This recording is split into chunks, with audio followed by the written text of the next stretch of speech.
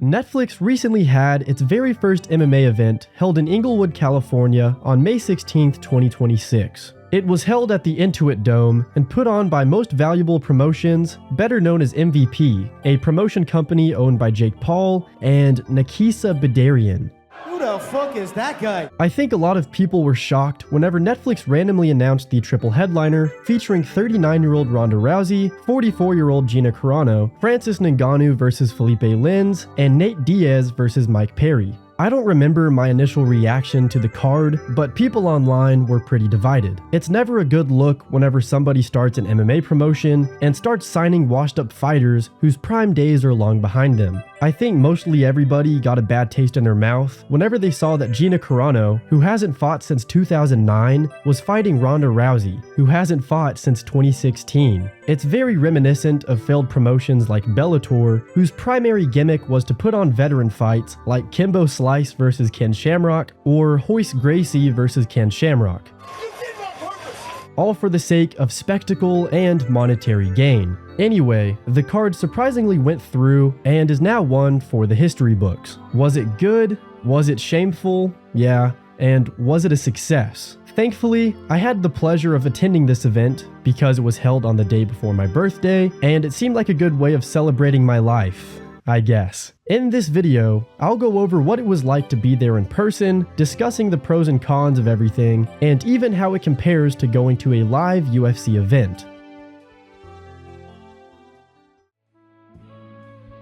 The card consisted of 11 fights, and actually had a pretty stacked lineup of MMA legends, rising stars, prospects, and notable names. From the guy who was on Theo Von's podcast with Nate Diaz, the Human Highlight Reel, Alex Pereira's sister, Jason Jackson, the former Bellator champion who was also the only guy to beat Yaroslav Amosov, Adriano Moraes, who was most known for knocking out Demetrius Johnson, Robelis de Spain, former UFC heavyweight champion Junior Dos Santos, Saladin Pernas, who is a certified legend over at KSW, Francis Ngannou, no words needed, certified African Mike Perry, certified African Nate Diaz, Ronda Rousey, and actress Gina Carano. You can say what you want, but the card was pretty stacked from bottom to top, and it delivered pretty well. So let's start from the beginning.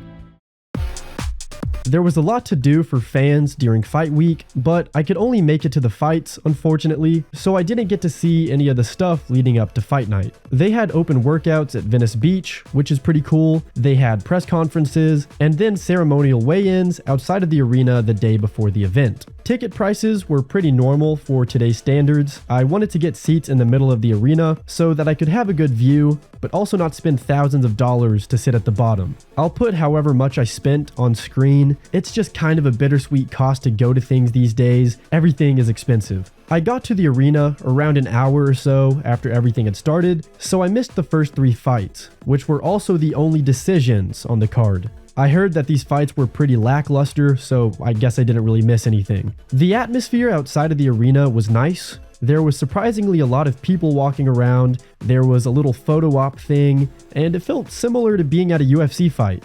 Getting inside the arena was quick and easy. It probably took less than 10 minutes. And there I was. It felt surreal looking up at a giant screen and seeing Ronda Rousey shadowboxing alongside Gina Carano in the big 2026. It was truly something straight out of a fever dream. I kept having this feeling the entire night, just in constant disbelief at what I was witnessing. The first thing I did was go to the merch stand. It's something I do out of habit at this point if I'm at a concert or a UFC fight. The shirt designs were mediocre in my opinion, but I ended up going with this one that has all of the fighters on it. I also got this poster, which is sort of low quality if you look close enough. Overall, I'd give the merch a solid 6.5 out of 10. If you care, I have autism. Finally, it was time to watch the fights. The seats I picked out were thankfully good, and I had a perfect view of the cage. As soon as I sat down, the fight between Jason Jackson and Jeff Creighton started, and it lasted a whopping 22 seconds. It was a great way to start my night. It's always wild to watch a guy get knocked out in person. Like, I just forget how weird it is to see a guy just go unconscious right in front of you. The next fight was Adriano Moraes and this guy I've never heard of. He was a short notice replacement for Muhammad Makayev, who sadly had some visa issues and couldn't make it to the fight.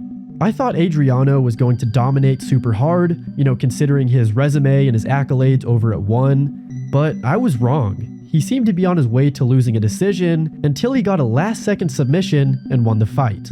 This ending was super controversial because he choked out the guy after the bell had rung, and it was all a mess. It was very reminiscent of Merab versus Ricky Simone, if you remember that fight. In between fights, they had the same repeating gif of Gina and Ronda shadowboxing next to their signatures. It got old pretty quick, watching this loop over and over again. Something else that was annoying were the constant stage lights shining all over the place. I was expecting them to end up turning these lights off during the fights, but they never did. The entire event was very bright the whole time, and I didn't really like that. If you've ever been to a UFC fight, you would know that during the fights, the entire arena goes dark, except for the overhead lights above the cage, which makes for a very cozy, dimly lit atmosphere. It feels cinematic, and you're forced to focus on the fighters fighting. After the last fight, I decided to walk around and get some food, which was insanely expensive by the way. During this, I saw Chris Cyborg, which was very cool.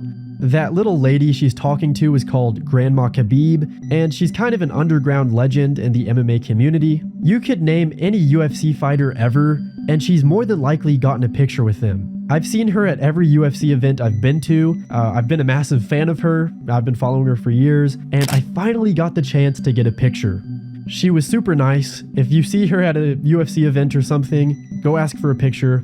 Very nice lady. Now it was time for the main card, and it opened up with Robelis de Spain versus Junior Dos Santos. I completely forgot that this fight was happening, so whenever JDS was called out to fight, it felt surreal. It felt like I was at a prime-time Bellator event, just in 2026. I felt like this fight was a complete mismatch, because JDS is nearly 43 years old and hasn't looked the best in quite a long time. And while Robelis is also Unk status at this point, he's been murdering people over at Karate Combat almost every other month. This seemed like a slaughter waiting to happen. To my surprise, JDS was doing fairly well and taking to Spain's shots like they were nothing. Then, the expected was expected.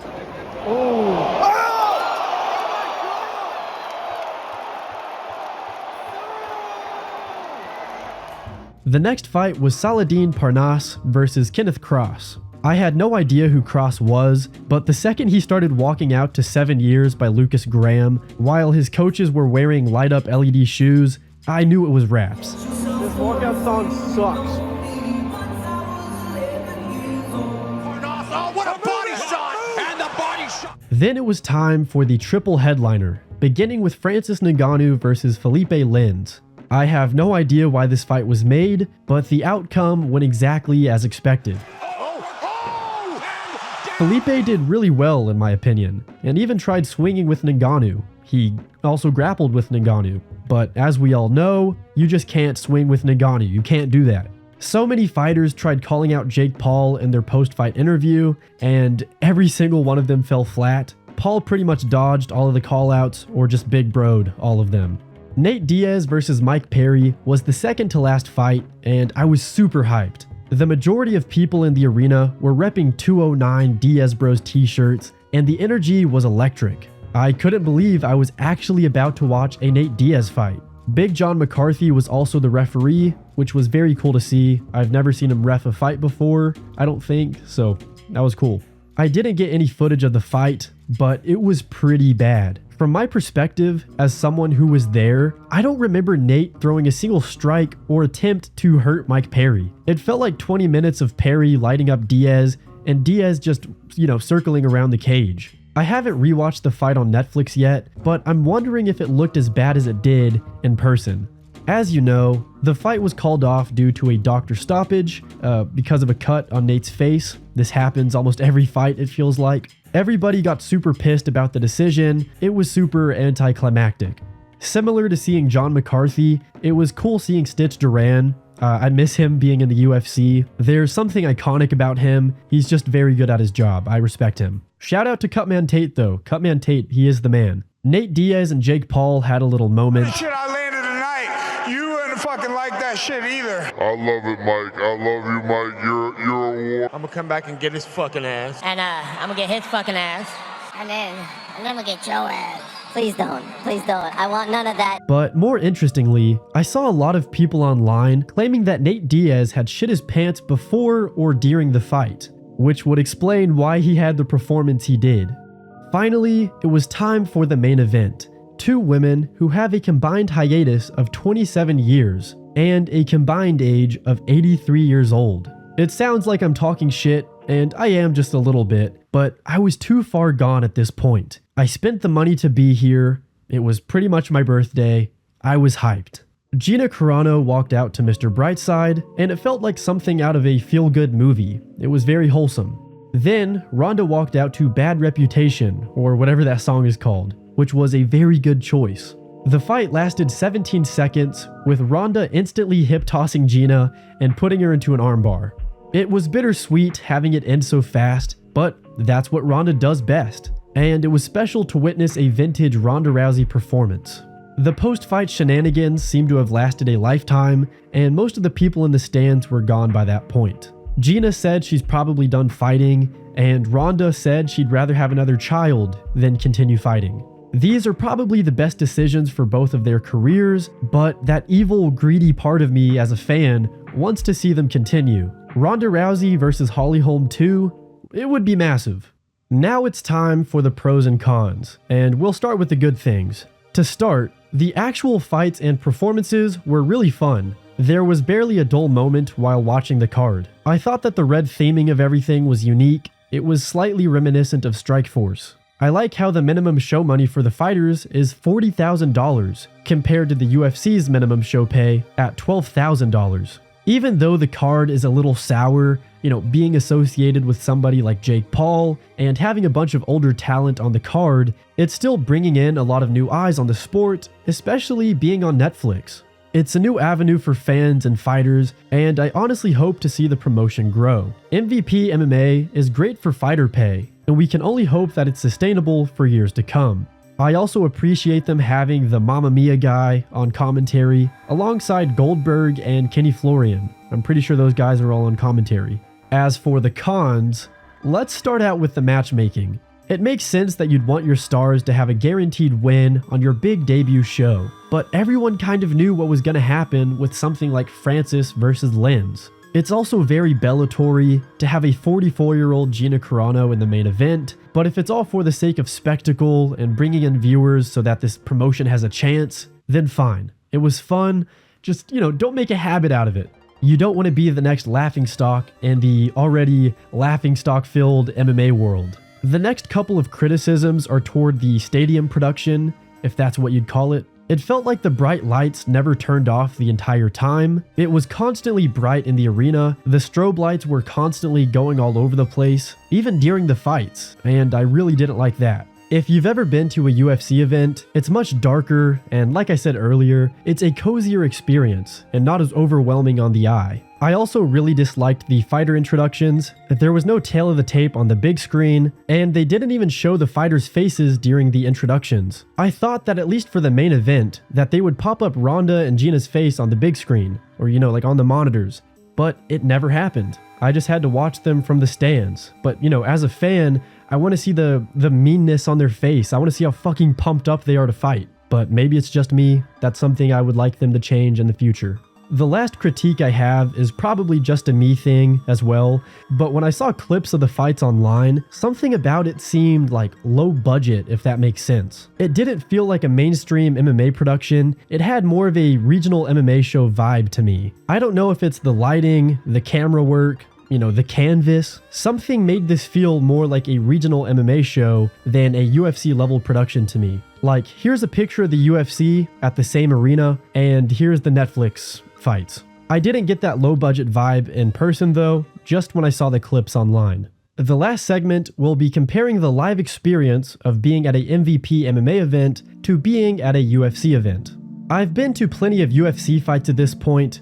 Just recently I saw Max Holloway versus Oliveira, Sean Strickland versus Hernandez, and Diego Lopez versus Gene Silva. These have been some amazing cards, and the live experience is simply incredible. The UFC has mastered its production both in person and on screen, and I think MVP can take a lot of notes from them. For instance, turn off the lights during the fights. Show the crowd the tail of the tape. Show the crowd the faces of the fighters when they're being introduced. Upgrade your merchandise a little bit. It's kind of mid. I guess a lot of these things don't matter all that much, but to me, that's what I would change. I did respect the pacing of the event. There wasn't too much time being wasted in between fights. But I'd still say that the UFC gets them on that one as well. There's literally been times where I've been at a UFC fight and there was less than 5 minutes in between fights, on that card. They really got it down. Like, there's barely any waiting when at a UFC card. Overall, I was impressed with the first Netflix MMA card, and if they continue to put on big cards that interest both hardcore and casual fans, then I'm here for it.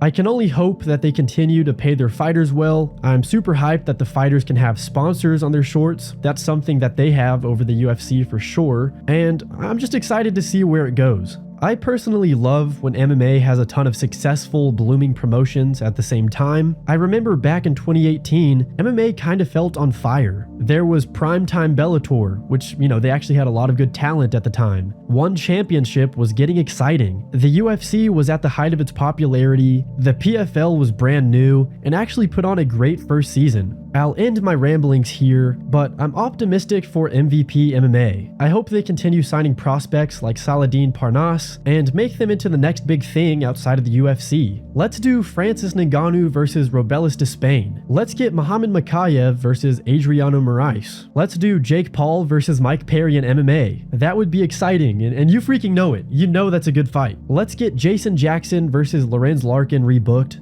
That's actually a really good fight that fell through. If you know, you know. Lastly, I hope you enjoyed the video. Let me know what you think. Let me know what you thought about the first Netflix card. Shout out to Nemo Fazil, by the way. I don't know if that's how you say his name, but he was a super nice guy. He was walking around the arena after his fight. He also rage baited Arman Saryukin super hard. But it's always really cool seeing fighters walk around the arena after they fight. Yeah, I'll see you in the next video. Hopefully I can make more videos for this channel. Thanks for watching to the end.